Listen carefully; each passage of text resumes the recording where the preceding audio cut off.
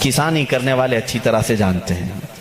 ہم مارکیٹ میں جا کر کے ایک بیج لے کر کے آئے، بیج لے کر کے آئے اور اس کو زمین میں بونا ہے. کام تو یہی ہے نا، زمین میں اگر بیج نہ ہو تو پودا نہیں، زمین میں اگر بیج نہ ڈالیں تو اس کی کوئی شاخ نہیں، جڑ تو لگانی پڑے گی. ہم بیج لے کر کے آئے، زمین میں ڈالے، یہی اصل ہے بیج، یہی اصل ہے. درخت کی اصل کیا ہے؟ یہ بیج ہے. ہم نے بیج زمین میں بو دیا، پودا نکلا، اس کے بعد بڑھتا گیا، فصلیں ہونے لگی. جب جوان ہوا تو ڈالیاں تھوڑی مضبوط ہوئی، پھر اس کے بعد اس کی شاخیں پھیلی، پھر جوان ہوا اور بڑی عمر کا ہوا. اب اس میں پتے پھیلنے لگے. جب بڑا ہو گیا درخت تو اب اس میں پھول آئے، پھول آنے کے بعد پھر پھل آئے، اور پھر پھل کے بعد ہم نے دیکھا جو بیج زمین میں بویا تھا آخر میں پھل میں وہی بیج نکل آیا، پھر وہی بیج آیا.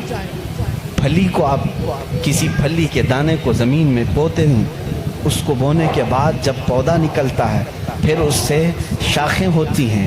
اس کا مطلب یہ ہوا کہ بیج اصل ہے.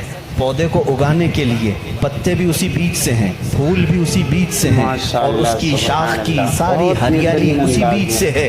لیکن یہ درخت اختتام کہاں پر ہوتا ہے؟ جب پھل دیتا ہے. پھل دینے کے بعد پھر آخر میں وہی بیج دیتا ہے جو تم نے زمین میں بویا تھا. اس کا مطلب یہ ہوا کہ بیج اول میں ہو تو بھی اہمیت کا حامل ہے، آخر میں آئے تو بھی اہمیت کا حامل ہے.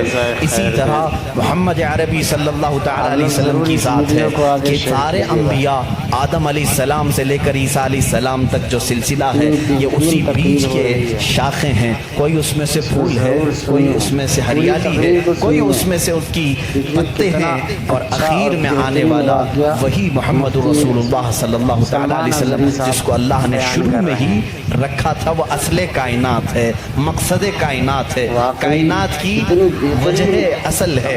عزیزان گرامی، اس فلسفے کو اپنے ذہن میں رکھ کر کے اب میں ایک عالمی بات کرنے کے لیے آیا ہوں. جب اس رسول کے بارے میں ہم اتنی بڑی بات کہتے ہیں وہی اول ہے وہی آخر ہے، اور خدا کے بعد محمد عربی صلی اللہ علیہ وسلم اور خدا کے درمیان کوئی تیسرا مقام نہیں ہے.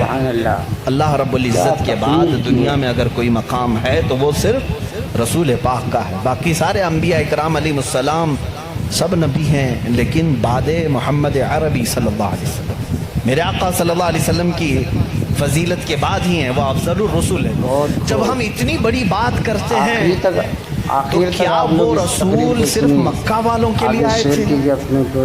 کیا وہ رسول صرف عربی لوگوں کے لیے تھے؟ کیا وہ رسول صرف ان کے ارد گرد رہنے والوں کے لیے آئے تھے؟ نہیں میرے عزیزوں، قرآن کہتا ہے وَمَا أَرْسَلْنَاكَ إِلَّا كَافَةً لِلنَّاسِ بَشِيرًا وَنَذِيرًا. اے رسول، ہم نے سارے انسانوں کے لیے آپ کو بشیر و نذیر بنا کر بھیجا، سارے انسانوں کے لیے، چاہے وہ امریکہ کا رہنے والا ہو، یوکے کا ہو، افریقہ کا ہو، کسی بھی جگہ کا ہو، کسی بھی جگہ کا ہو. انسان اگر ہے تو اس انسان کی طرف میرا نبی رسول بن کر آیا. ضرور بتائیں. اس رسول کا آنے کا مقصد صرف مکہ نہیں ہے، ایک علاقہ نہیں ہے، ایک شہر نہیں، ایک ملک نہیں، بلکہ وہ آفاقی رسول ہے.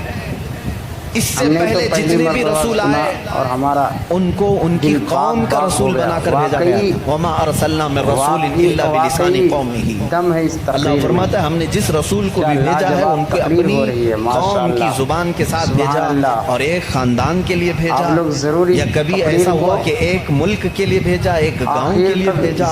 لیکن رسول کریم صلی اللہ تعالی علیہ وسلم کی آمد پوری کائنات کے لیے، پوری کائنات کے لیے جاریہ سمجھ کر، ایکسپشن کچھ بھی نہیں ہے. کائنات میں آدم علیہ السلام بھی آئے اور ان کے بعد جتنے نبی آئے وہ بھی شامل ہوئے، اور قیامت تک پیدا ہونے والے جتنے انسان ہیں وہ سب شامل ہوئے، سب اس کائنات میں آئے. اب کائنات میں صرف انسانوں کے لیے وہ رسول نہیں آئے، بلکہ ملائکہ کی جتنی لمبی فہرست ہے ان کے لیے بھی وہ رسول ہے. اور پھر اللہ رب العزت کی جتنی مخلوقات ہیں ان سب کے لیے بھی وہ رسول ہے.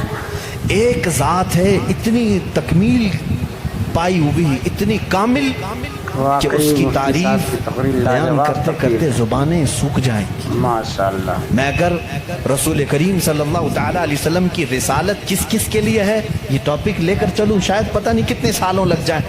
وہ تو پرندوں کے لیے بھی رسول ہے، جانوروں کے لیے بھی رسول ہے۔ پرندوں کے لیے کیسے رسول ہے ایک الگ ٹاپک ہے، وہ جانوروں کے لیے کیسے رسول ہیں وہ الگ ٹاپک ہے، وہ جنات کے رسول ہیں ان میں کیا تبلیغ کریں گے ان کے لیے الگ رسول